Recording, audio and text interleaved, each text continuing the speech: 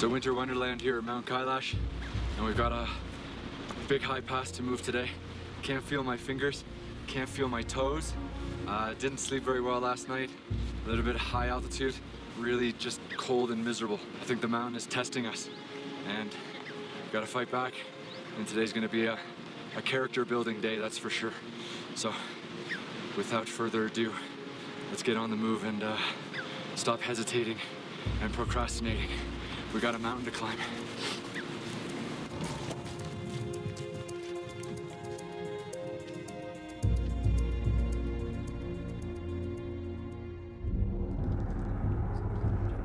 These mountains, these grasslands, the kind of nature that exists around me at this moment is the exact reason why we wanted to go out and visit these sacred mountains in Western China.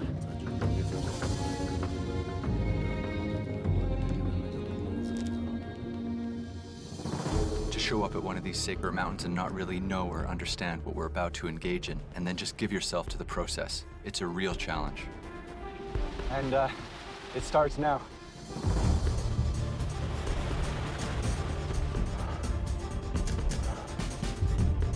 These trips are different. I live in a big city, and I wanted to come out here and be off the grid.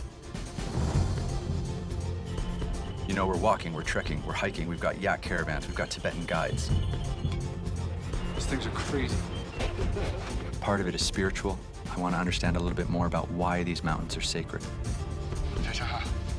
This mountain's all about people who are looking for a rebirth, people who are looking to cleanse their sins.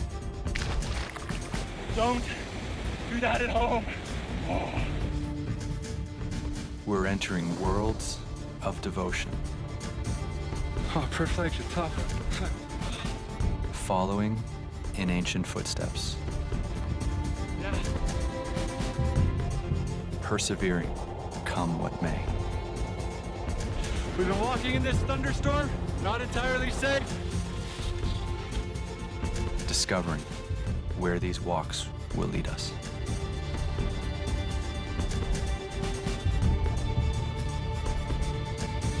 Join me as I explore China's isolated landscapes and remote cultures around these sacred mountains.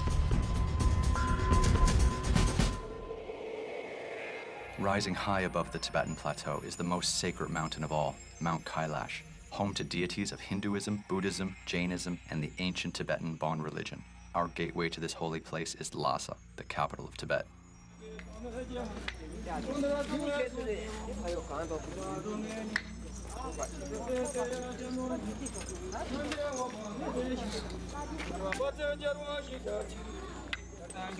The word Lhasa literally means the place of the gods. It's the cultural and political center of Tibet, and it's a landmark destination for pilgrims from all around the world.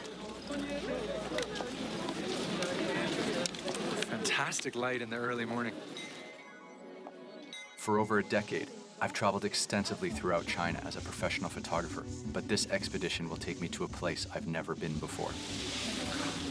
We're here at the Jokan Monastery, which is the beating heart of Tibet. You can see behind me the people prostrating in the early morning. And the reason we're in Lhasa is because we've come here to acclimatize before we can make our journey further west towards the great Mount Kailash, which is our ultimate destination for this episode. They say the cultures of others are a mirror in which to understand our own, so I've come here to take my first step into this holy land. There's a lot to learn here, even before our journey to the holy mountain begins. I'm surrounded by people performing daily rituals, burning incense, spinning prayer wheels. I've come here to witness these things firsthand.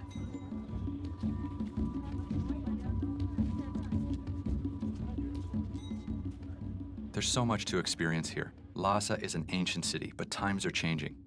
Exploring the back alleys, we came across local hotspots. Gambling is as popular as ever. And of course, the most unfamiliar of all, the food. This is where they're making all of the yak butter tea. On the other side here, she's preparing all the noodles.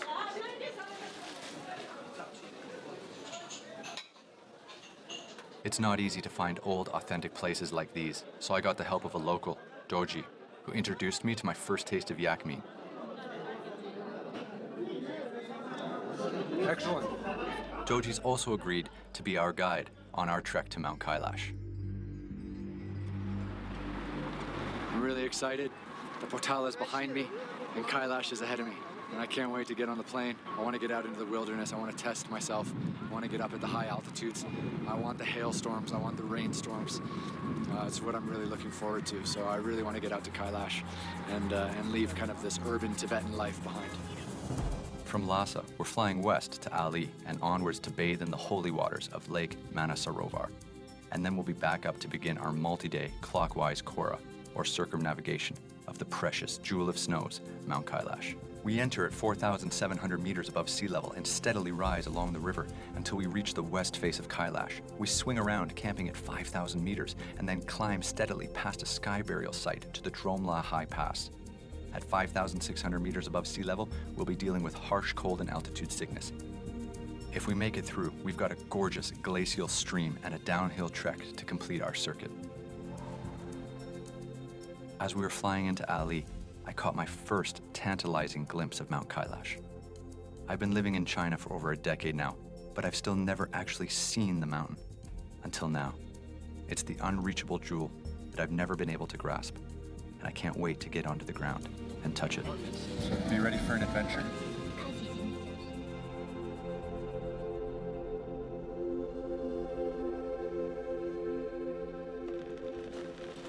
First impressions? Dry. It's bright, and the altitude is already leaving me a little bit breathless, and I'm even just pushing along the little bags here. Oh, it's cold. The weather in Western Tibet is far more harsh and far more extreme than in Eastern Tibet. Anyways, I'm warm, I got my wardrobe changed, and let's get this bag in the back and get on the road. Up here in Western Tibet, it's just a high altitude desert. Everything is brown and dust. I've now entered a new world, 4,000 kilometers away from my home in Shanghai. This is where our real adventure begins.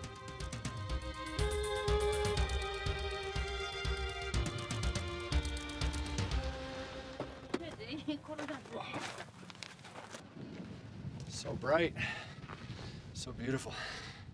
Truly a remarkable place, Lake Manasarovar. And it's going to be our home for the next 2 days as we just rest here and acclimatize. We're going to visit a monastery which is up on a hill, do some low intensity walking, and just prepare ourselves.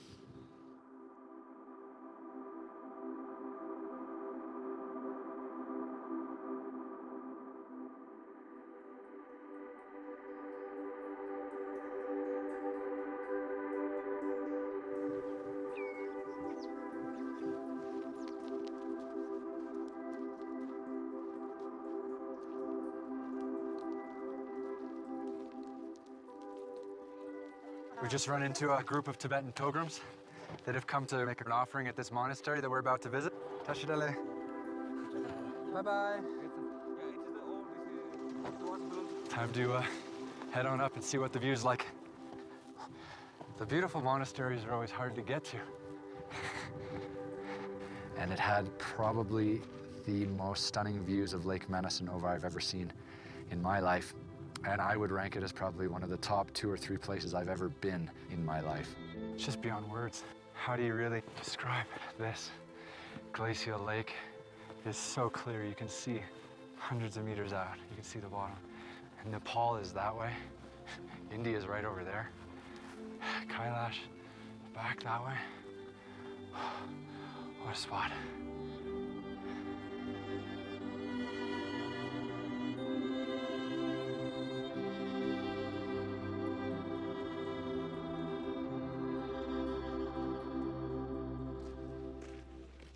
So this guest house that we're just coming into right now is quite well known for hosting Indian pilgrims.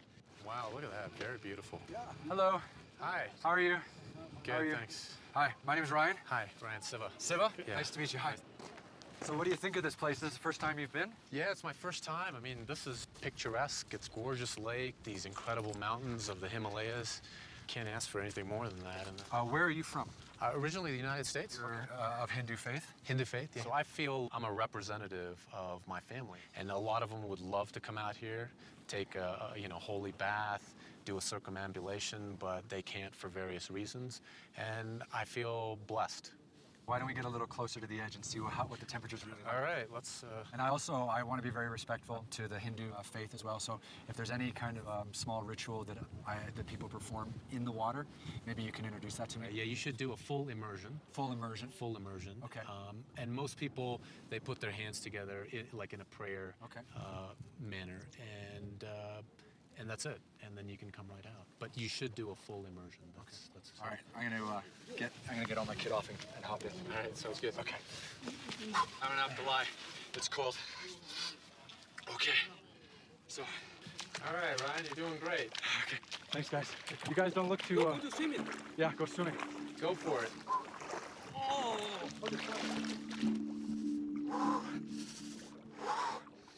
Yeah. It's cold. Go, Ryan, come on. Keep going.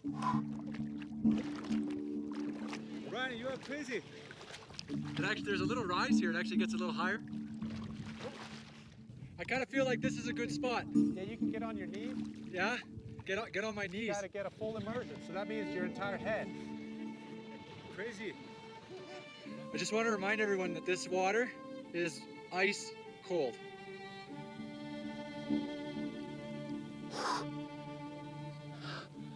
Okay, like this, and then we're going for a full submersion forwards. You got a lot of blessings coming your way, Ryan. You're starting to hyperventilate already. 1, 2, 3.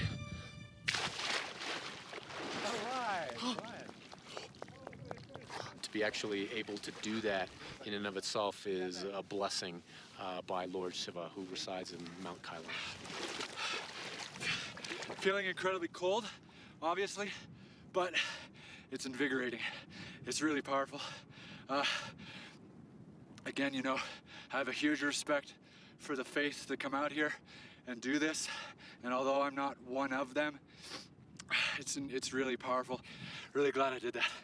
So I'm just gonna head back onto shore and try to warm up. So, Nice job, Ryan. how did I do? You did great. There's a lot of energy around here, and it's my personal belief Yeah. that you also got a lot of blessings today for having taken that holy dip. Thanks a lot, man. And good luck to your team and yourself as well. Thank you very much. Okay, All take right, care. travel safe, huh? You too. Cheers. I'm hoping that Siva's words prove true, and that blessings may now be on our side as we head towards this elusive mountain.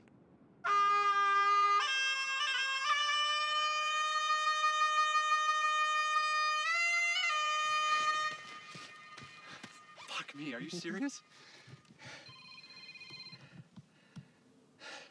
Hello? Yeah, I just saw Kailash. Okay, thank you. Bye-bye. Oh, that was Doji. He just called. It's amazing you have cell reception up here. That was Doji just called. Kailash just showed herself. We've been here for 3 days. It's been raining, it's been cloudy. We haven't seen anything. And finally got a chance to see Kailash. Absolutely remarkable. Where's my camera?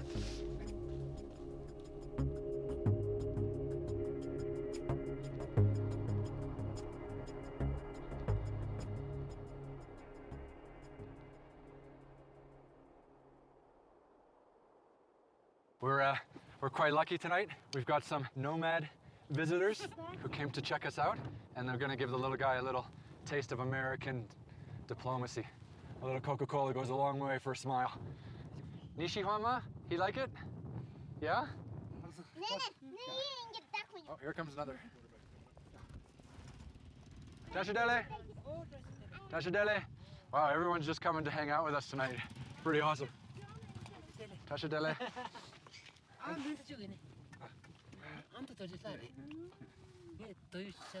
What's he talking about? He knows me before I have long hair. You had long hair What before? happened to your hair? Really, huh? Yeah. He has Did you have like a little ponytail? Yeah. Really? Yeah. Is that the Tibetan style? Not really Tibetan, modern Tibetan style. Yeah. Now, is that his tent over there? He tent over there. He says he welcome you guys to there. Okay. Thank you. Oh, well, Shihua need a motocher. Anchan, drive safe.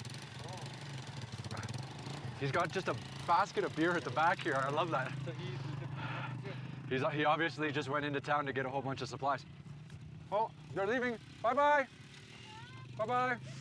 You got our neighbors, our nomads from just across the way, came over to check us out. They came to check out our tents just to make sure we'd be warm enough. And how cool was that?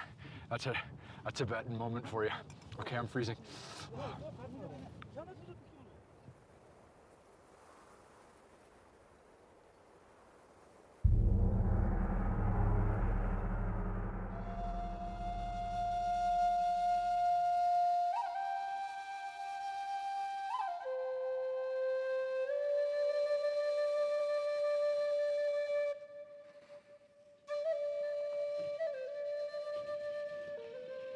So peaceful out here. I can see how this lifestyle can be addictive and how people just don't want to give it up for city life. Pretty much wrapped up. We're just gonna load everything into the car and then head into Darchin, which is where we catch the bus to where we start our Kailash trek. And I'm really excited about that. So this is our bus. It's gonna take us up to Kailash. All right, let the adventure begin. So now we're on the bus, and this bus will take us to meet our yak men. Yak men. We have 3 yaks and 1 man. It's not like a hybrid human being. And we're gonna load everything up there, and then that's where we'll begin our walk for today. It's actually really nerve-wracking that this is finally starting. After so many days of resting and acclimatizing, now we're beginning.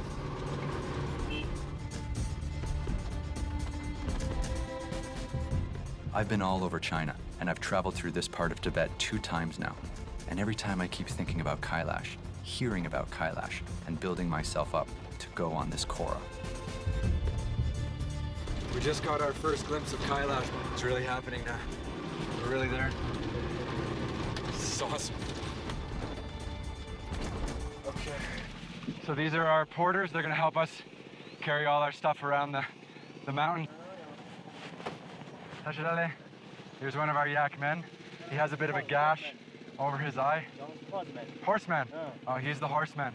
One man manages the horse, and the other man manages the yak. Okay, so we seem to be ready to go. And we have 3 massive yak over here. Our yaks have some huge horns. I think that's good luck. It's auspicious to have big horns. And this is actually where we're headed today. You can see Kailash is up there to my left, and it's just kind of covered in a cloud at the moment. And you can see all the prayer flags behind me as well. That's our path straight up through that valley. I'm super excited. I can't wait to get going. So here we go. Yaks are all packed, the horses are packed, and now there's nothing left to do but walk that way.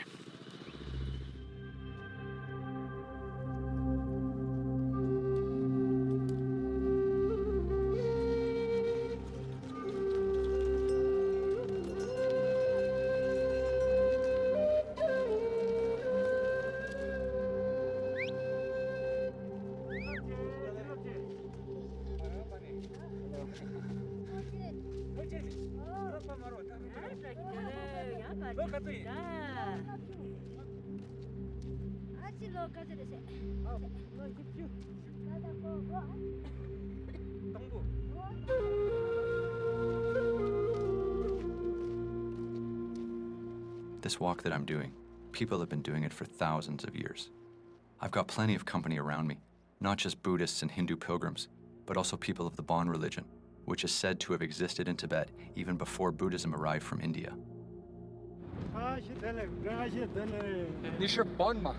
Bon. Okay, so we've just met our first Bon man. So the Bon people do the Kora or the Holy Walk counterclockwise, and the Buddhist people do it, and the Hindu people, they do it clockwise. Hey, Tashidale! Tashidale! Tashidale!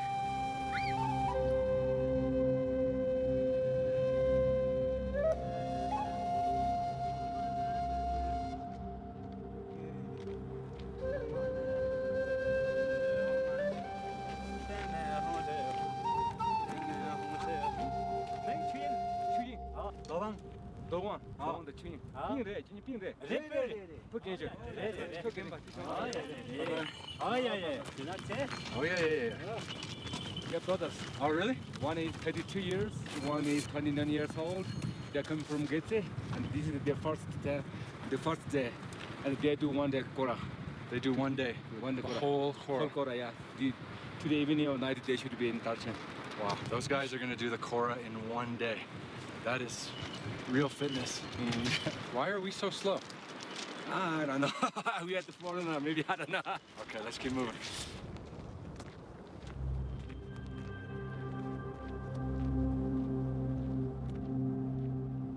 You know, Kailash is just fantastic. If you had to give Kailash some kind of defining word, it would just be alive. Just in the last hour of walking, we've probably seen about 10 or 15 pilgrims. There's so many people making this trek, so many people making this Kora with us. It's inspiring and it's fun to see everyone and say hello to everyone.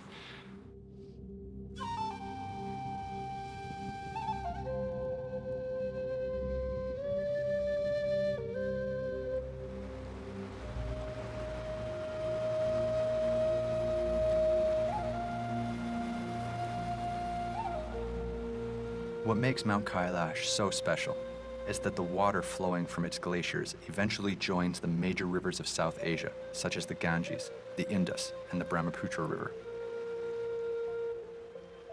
It's quite humbling to think that without this holy mountain, there would be no Pakistan, no India, or no Bangladesh. Mount Kailash is really the fountain of life for this part of the world.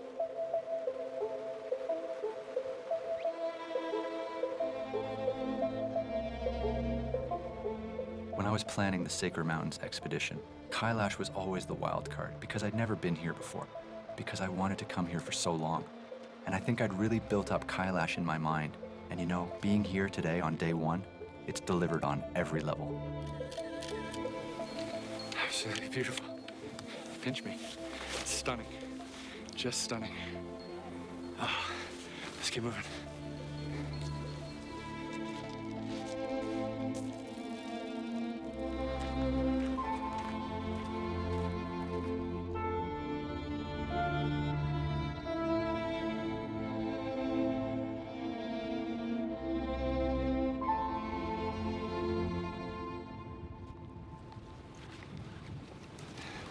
So this is where we're gonna camp tonight. Yeah. And it's just broken into a full hailstorm. And we're gonna get our tents up and get some hot water as quickly as we can. Whew. But we got a beautiful view of Kailash. And here comes our yak with the rest of our gear so we can start setting up our tent right away.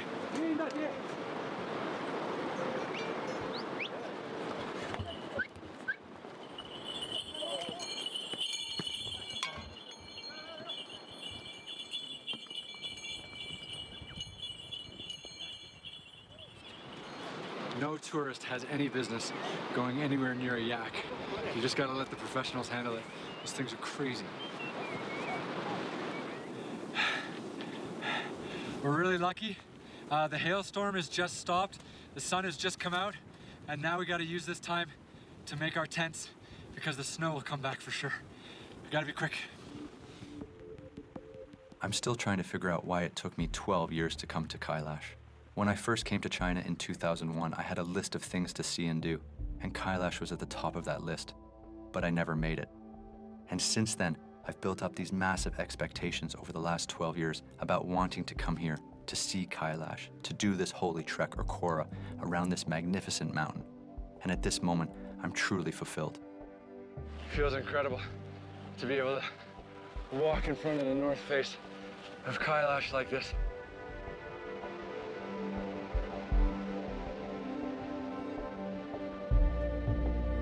Woo! What a view!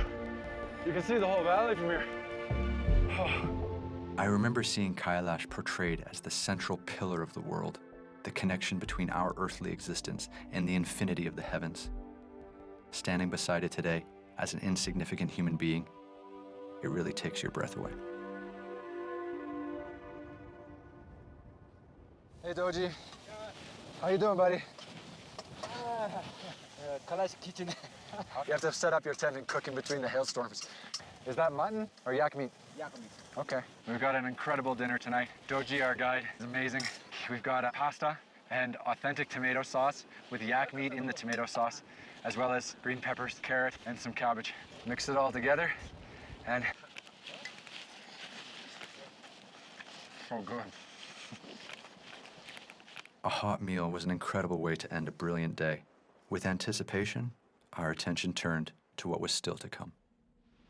I'm quite excited about tomorrow. Tomorrow we're going to be tackling the Drolma Pass. It's really the toughest pass on the Kailash Kora, and it's claimed a lot of lives in the past. There's a lot of people who come here or who die on this mountain, and the majority of them actually don't make it up this pass. I wish it was a little warmer. I think we've come a little bit late in the season, to be honest. So we're quite apprehensive about what it means to wake up tomorrow morning and then to set off over this monster pass.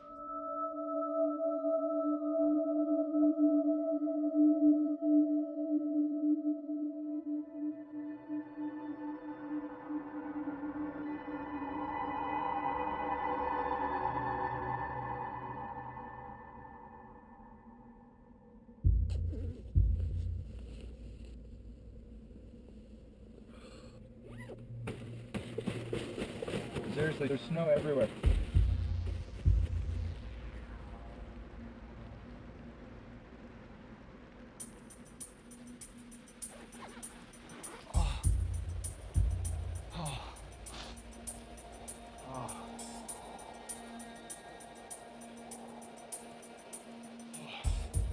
Wow. You could feel the snow coming down last night, but you didn't really know how much. Oh, it's kind of beautiful. And it's really cold. It's gonna be a tough day of walking. Today we have to do the Drolma Pass, 5,600 meters, about 17,000 feet. And if it continues to snow like this, it could be quite dangerous. So we'll have to wait and see if the weather clears. And until then, just try to get some fuel. Holy cow, I'm frozen. Once again, the weather's thrown us for a complete loop. It's really, really not easy. But we've had our breakfast, and now the best way to stay warm is just to keep moving. So we've decided that today, even though we've got bad weather, we're still gonna go for the high pass, which is just up over there. And I'm just gonna grab my camelback, which has my water and my camera, and then we'll begin the journey. This bridge marks the start of the Drolma Pass, for the 5,600 meter pass that we're gonna make today. And this view's already beautiful. I can't wait to get higher. We're gonna be spending most of the day going straight up, right up through that valley. And bridge is finished, starts now.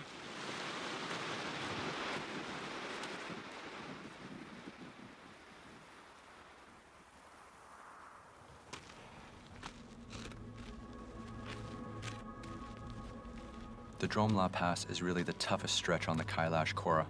There's a lot of people who come here that die on this mountain, and the majority of them don't actually make it up this high pass. At 5,600 meters, this is actually the highest we're going to be at any point in the entire Sacred Mountains expedition. More than anything, the effect of the altitude was really beginning to take its toll on my body.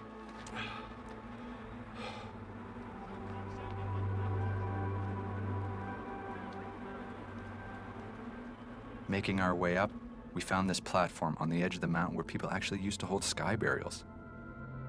The sky burial site behind me is a place where Tibetan people used to bring their dead, and then they would cut them up into pieces, and then vultures would come down and eat the pieces and take them up into the sky to Buddha, that kind of thing.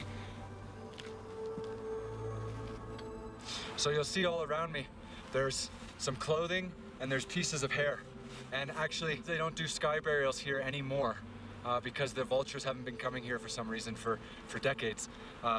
It's still a very holy place, and a lot of people who pass away in this region, their relatives will come and deposit some hair or some clothing from the deceased person and leave it here as a way of acknowledging that this is still an incredibly sacred place to be sky buried. Pretty cool, but not easy to get to.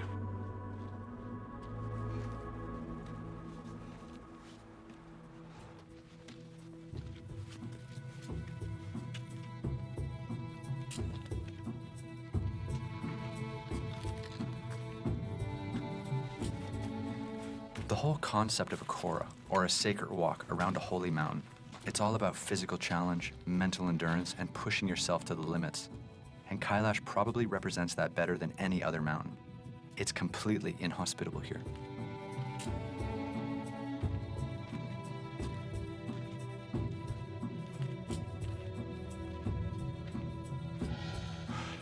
We're now very close to the Drolma Pass, and we're in a full snowstorm, and the fog is coming in too. So it's gonna be a tough another hour or so straight up before we get to that pass. And it doesn't look like the snow is gonna stop. This is pretty close to my limit. Freezing cold, 5,500 meters above sea level. Snowstorm, it ticks off a lot of boxes.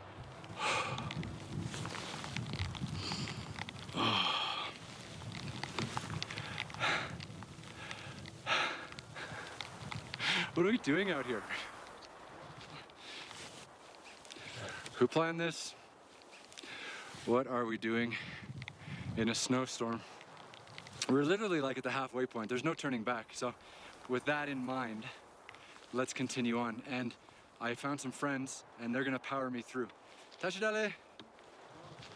Tashidale. Tashidale. Tashidale. Tashidale. I'm going with them. They got it figured out.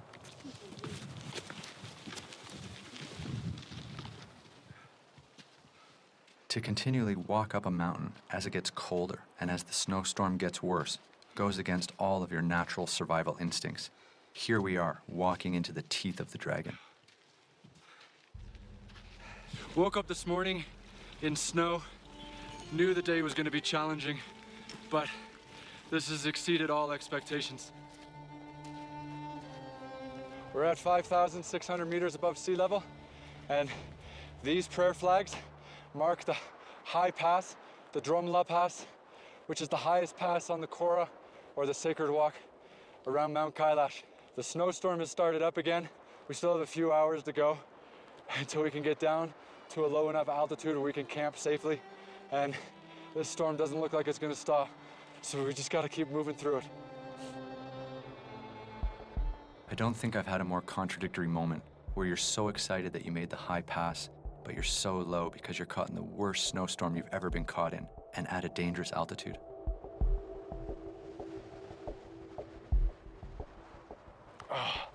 The weather has gone against us in a horrible way, and we're finally descending. Thank God. We gotta get out of this storm.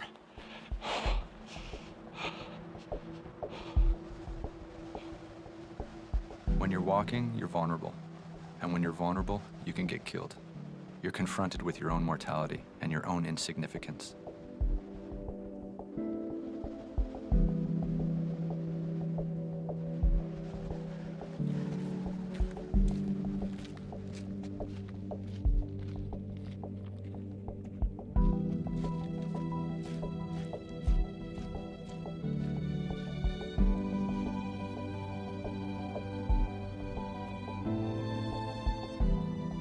Mount Kailash makes you earn your faith.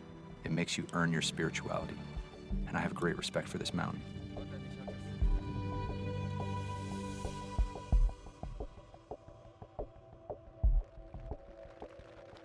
I don't know what to say. I don't have words for it. I don't know if you can hear the hail on my tent. It's been doing this for 4 hours, 5 hours straight. Today, I believe, we lost some of our good karma, and we were forced to really struggle and push through, and we did that, and we succeeded. So hopefully we've regained some good karma, and tomorrow will be beautiful and sunny, and we can make our way out of the Kailash region tomorrow. But if it's like it is tonight, with this hailstorm and these nasty, nasty winds, we're probably going to be another 2 days.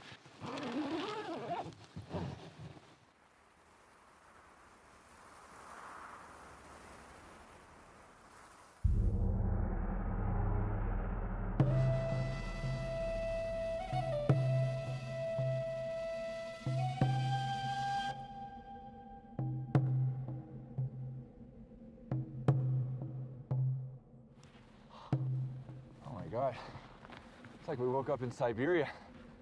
I don't know what's going on. We just picked the worst time to visit Kailash, I think. I don't want to pack up my tent. I want to get back inside it. It's just freezing. Yeah. Okay, back to the tent. I think the hardest things on this trip have been the mornings. You know, you walk all day, you can do that. And then you set camp at night. Usually it's windy, cold, but you can accept that. And then you have some hot food, you feel better. You go to sleep, you're warm in your tent, you're warm in your sleeping bag. But the bleakness is the morning. Sun's not out, snowing, caught in a hailstorm. And you know you can't get back in your tent, you know you're gonna be cold all day. You know you've got that bone chill. And you know you gotta walk. That's gonna be another test. Kind of tired of being tested. The one saving grace is that our guide Doji, who has been stoic throughout this entire process, tough as nails, he has said that this weather is incredibly unseasonable. Sometimes you do get snow, but never these nasty cold wind temperatures that we've been getting, which has just made it so much more difficult. So we've packed up our camp and it's still really cold and we still have some snow flurries, but it's a lot lighter than it was earlier this morning. And we're freezing cold, can't get the body warm. The only thing we can really do is to get back on the trail and start walking, and through movement will come body warmth, and that's really gonna be the saving grace for today. So with no further ado, let's get moving as quickly as we can.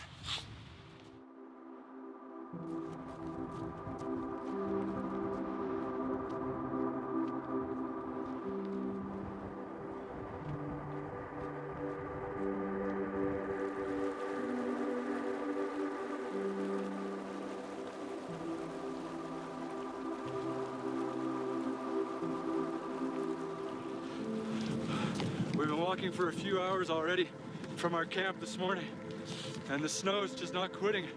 And luckily, we found a small tea house. There's tea houses along this trail, and they act as a place for people to get shelter from bad weather. And that's exactly what we needed for. So we're just gonna go in and get some hot tea and try to wait out this snowstorm.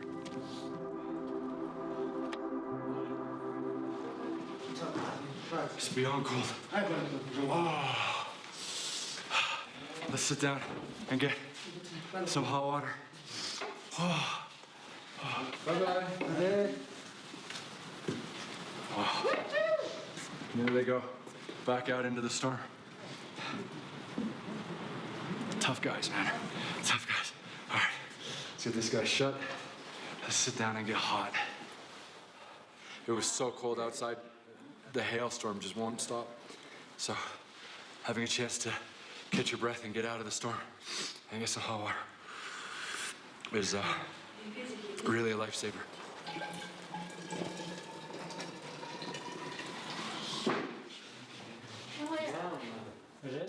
It wasn't long before other pilgrims joined our little oasis, but we've got to finish this last leg of our trek, whether this storm stops or not.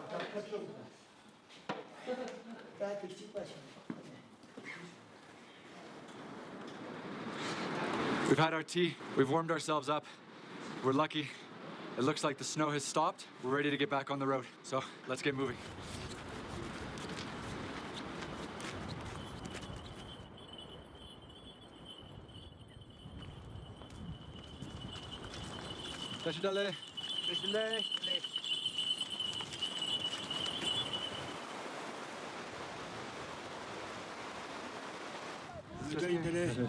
Just stopped here to check out with a few local people, and the little guy goes up top. This is the way nomads get it done out here. Okay, soba. Okay, we're off. We got a new group of people to walk with.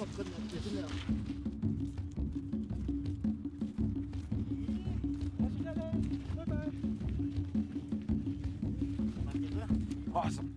Motivated by the promise of warmth and food in Dar Chin, we moved on at a fast pace and soon left behind those we'd met.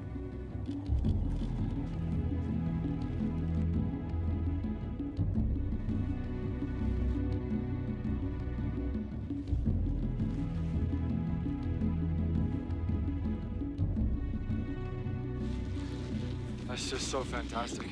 We've seen a lot of pilgrims on this trip in different parts of the Sacred Mountains, but to see that kind of dedication, those people are doing prostrations all the way around Mount Kailash. Take them weeks. Brilliant.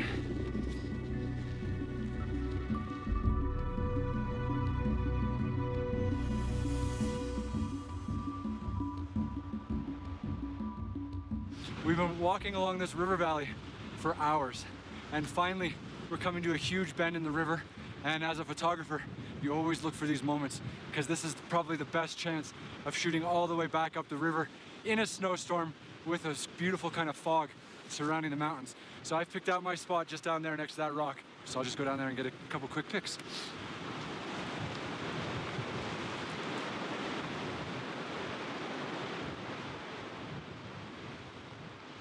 So not only have we reached a key bend in the river, but I think I also found the steepest spot. Hold my hand for a sec. That is horrible. That's nasty. You know, I've worked on skyscrapers as a photographer, climbed mountains. I don't have vertigo. But that scares me a lot. That's a big, big drop. So I'm just gonna get my picture and get out.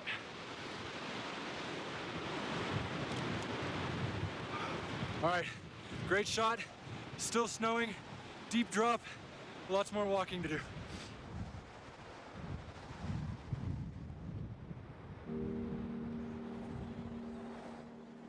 The motivation that keeps you going at the most basic level is survival. But beyond that, I think it's wanting to continue to tell the story of these mountains and what these mountains do to people. Every day we're pushed to a whole new level, but you carry on. Every day we grow a little, and it makes you stronger.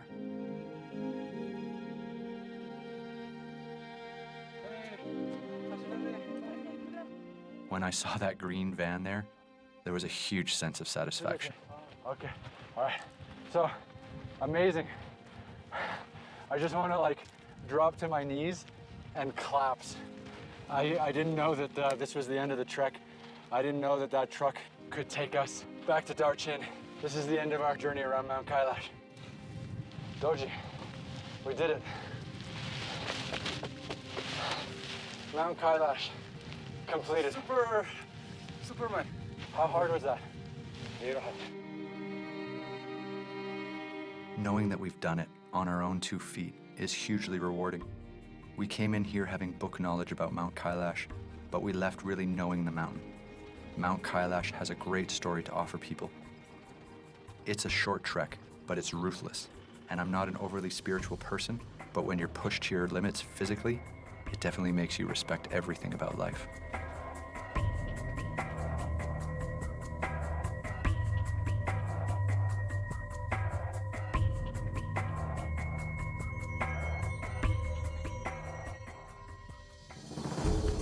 On the next episode of Extreme Treks Sacred Mountains, we travel to Sichuan province and get a taste of local life there. Cheers. Let's go check it out and see how close we can get to a yak. Don't get me killed. Okay. Before climbing to testing heights It's just killing me. to reach this revered mountain. I just caught my first glimpse of the monastery at the base of Minya Konka. As we pay tribute to Minya Konka. I don't live a monk's life, but at the moment I'm pretty okay with my sins. That just looks horrible.